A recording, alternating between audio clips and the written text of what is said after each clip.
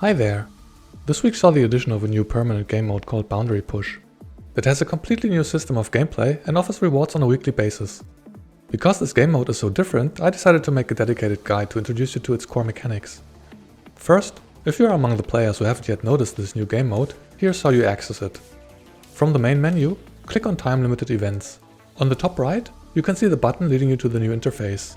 As far as I'm aware, the game mode is permanent and not time limited, so I'm not sure why it's located here. Perhaps there will be modifications to it at a later time. From the main interface, you're initially directed towards your first battle by clicking on the Choose Echelon button on the lower right. Once there, you can choose your team setup. Your team will have to consist of 4 characters, and they will have to meet the level requirement of the selected difficulty. By default, your characters will be assigned to your lineup based on their availability and combat power. You can switch out a character by selecting it on the left, then choosing a different character from the door list on the right, and then pressing the Replace button. Be careful not to press the Challenge button before you're satisfied with your lineup, as you cannot exit out of the game mode without imposing a 15-hour cooldown on your characters. I'll discuss some team building advice later. For now, let's explore the gameplay. Once you jump into your first battle, you'll be informed about the so-called Delve permits, which you need to unlock map areas. Accessing an area costs 10 Delve permits, and you initially start out with 60. You can check your remaining permits by clicking on the minimap, then at the upper right corner. However, this is not necessary, as the game lets you know right below the minimap how many areas you can still access. Note that this refers to the number of areas your team can access before it has to leave, and it is not the total number of areas on the map, which may be lower or higher. The permits are not a form of stamina for your characters, but are tied to the current run. If you exit before consuming all permits, your characters will still be on a 15-hour cooldown, even if you didn't use a single permit.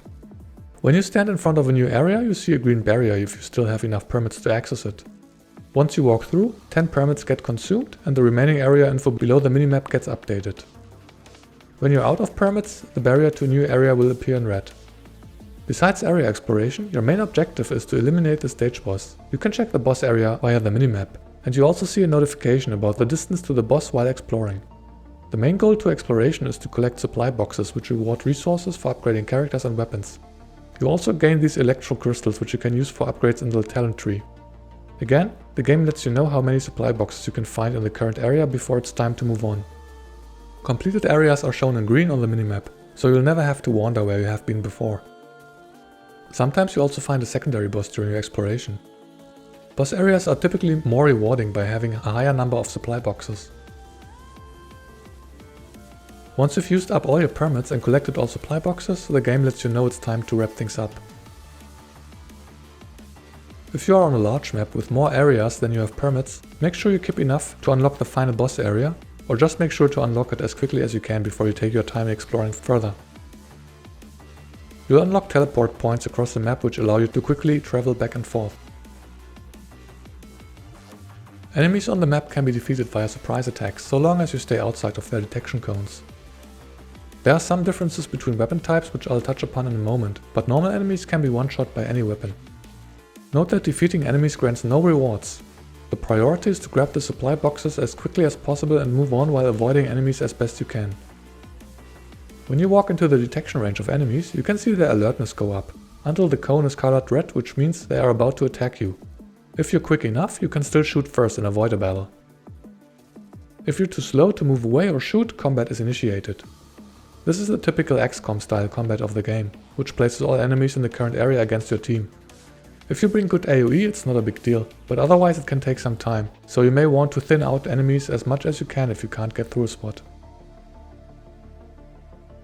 You also find reactivation stations across the map which can be used to heal your units if you've taken damage.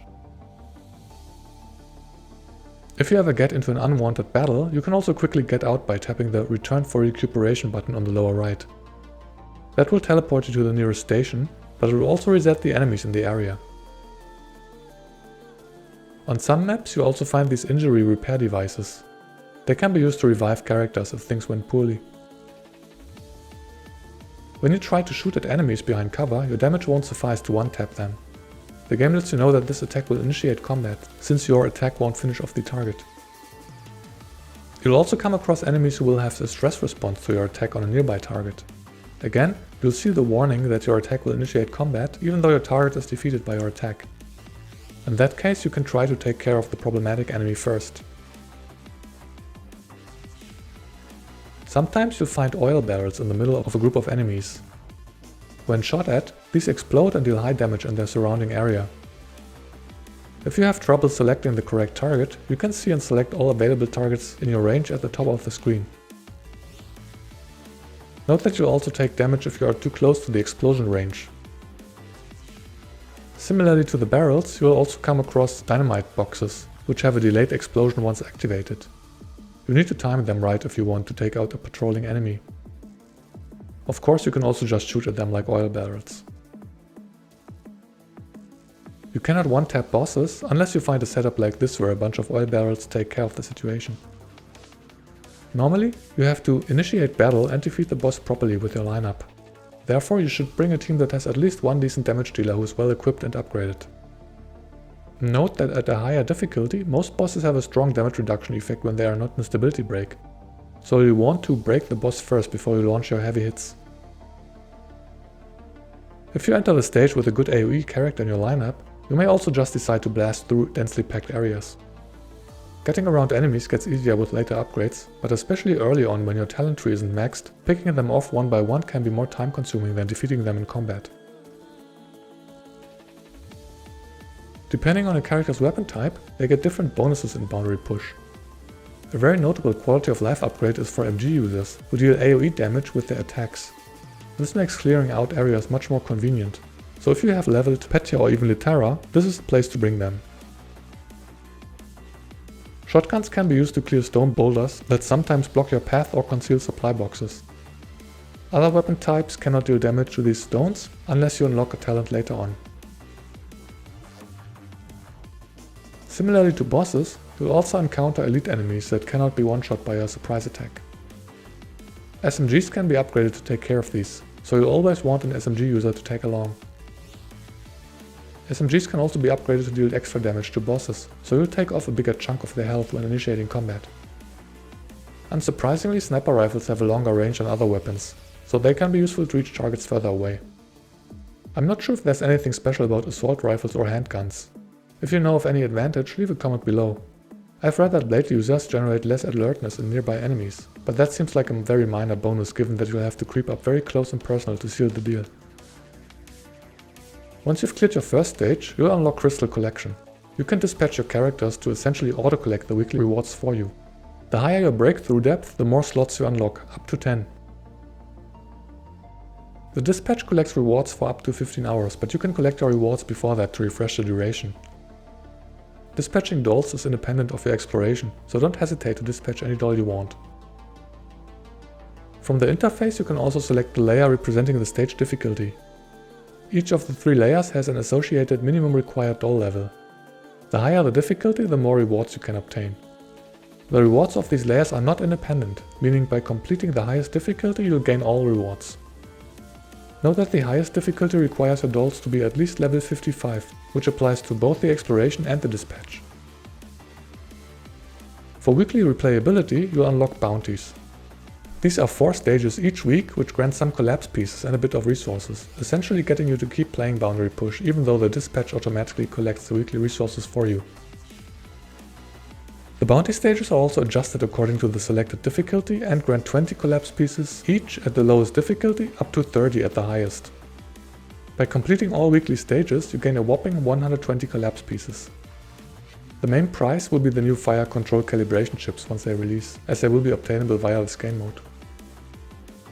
Keep in mind that you can complete in total 4 bounties, so go for the highest difficulty you can, otherwise you miss out on some rewards. The bounties are in addition to the weekly resource collection, so even if you've reached 100% there, you can still obtain the bounty reward. When you start a bounty while having reached 100% resource collection, you'll see that none of the areas have any supply boxes left. You'll just want to rush to the boss, defeat it, and then use the evacuate button below the minimap to leave. As with the normal stage exploration, bounties put your squad on a 15-hour cooldown. If you can field 2 teams of level 55 characters, you can finish your 4 bounties within 2 days each week. Last but not least, let's have a look at the talent tree. You can access it from the main interface by clicking on the strategies button. Here, you have a tree for assault tactics or combat related talents, and a tree for infiltration tactics or exploration related talents. By using the reset button on the lower left, you can freely redistribute your talents at any time, so feel free to experiment. The crystals needed to unlock the talents are also obtained from the weekly rewards, so eventually you'll have the full talent tree maxed. But for now, let's go through some noteworthy upgrades and discuss priorities. The first upgrades are quickly unlocked, so you won't really notice the game without them. On this note, you can upgrade your SMGs to ignore cover. In most cases you can just walk around, but it may come in handy at some point. Above, you'll unlock the ability for shotguns to destroy stone boulders. It's an important talent as they sometimes block your path or hide boxes underneath. The next nodes increase the available delve permits per run by 20, meaning you get to explore 2 extra areas per node per team. Keep in mind that this doesn't mean every map will have enough areas for you to explore, but early on you'll get some use out of these extra permits. Now comes one of the most important nodes to reach. It gives your SMG characters the ability to one-tap elite enemies. This will make your exploration much easier and should be your first priority. The next node allows more weapon types to destroy stone boulders. Assault rifles, snipers and machine gun users can destroy the rocks with 2 shots. This will make team building a little easier as you are no longer required to bring shotgun users to the stage. The lower node increases the damage dealt to bosses by SMG users. Normally, all weapon types take off 20% of the boss HP. With this node, SMG doubles that. One of the final nodes increases this damage further to 75% of the boss's HP. The rest is not too important, so let's swap to the exploration talents. Here, you first unlock some basic stuff. The first node allows you to construct ladders and bushes in some areas. You'll come across specified points during your exploration which allow for these constructions, so it's not like you can build a ladder at every building or plant a bush wherever you want. You'll want these early nodes unlocked as you start out, as you'll need these to clear some maps. Bushes are not as critical, but they can allow you to hide from enemy detection so you can more quickly cross an area without engaging combat. Similarly, the lower node allows the use of relocation points. These are essentially small teleporters that connect 2 points in an area. Often this will allow you to quickly grab the boxes of densely packed areas without wasting time. The next nodes are more of a convenience feature, like detecting boxes underneath stones or allowing you to detect enemies in bushes. These are not critical and can be unlocked later. Your first priority on this side should be to unlock concealment keys, which is essentially a temporary stealth feature. Like other exploration gimmicks, this is not something you have universal access to, but only when these devices appear in an area. Once activated, you'll see an icon on the bottom indicating the duration of your stealth, which enables you to walk through enemy camps undetected. The initial duration is quite short, so you have to hurry along. Some of the next nodes allow you to increase the stealth duration, which will make this a little more convenient. The final node also allows you to shoot from stealth, which may mostly come in handy when the path is blocked by an object.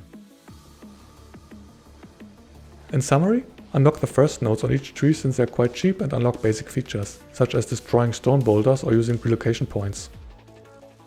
The approximate midpoints of either tree are key nodes to unlock first. I suggest going for the ability to defeat elite enemies with SMGs before unlocking the stealth feature. I would then proceed by upgrading the stealth duration before coming back to the combat tree to increase the damage SMG users deal to bosses. As for team building, you'll clearly want an SMG user in your party. Currently, these are only Suomi, Papasha and Cheetah. Early on, you'll have to bring a shotgun user as well to destroy stones. This will be alleviated by having the later node unlocked, which allows other classes to do the same. Other than that, MG users will be nice to have for the increased killing speed, or snipers for the increased range, which sometimes may be useful reaching targets out of detection range. Always keep in mind to bring at least one carry that helps you take care of the boss. If your account is not too well built, you can also check for the phase weakness of the boss and choose your element accordingly. With that, we've come to the end of this guide. Leave a comment if I've missed anything important that you think others should know about. Other than that, let me know if you enjoy this new game mode, or if not, what you think could be improved upon. I think it's an interesting addition to the game, providing some variety and showing lots of potential. I hope the developers continue to innovate like this. In any case, thank you so much for watching. See you next time.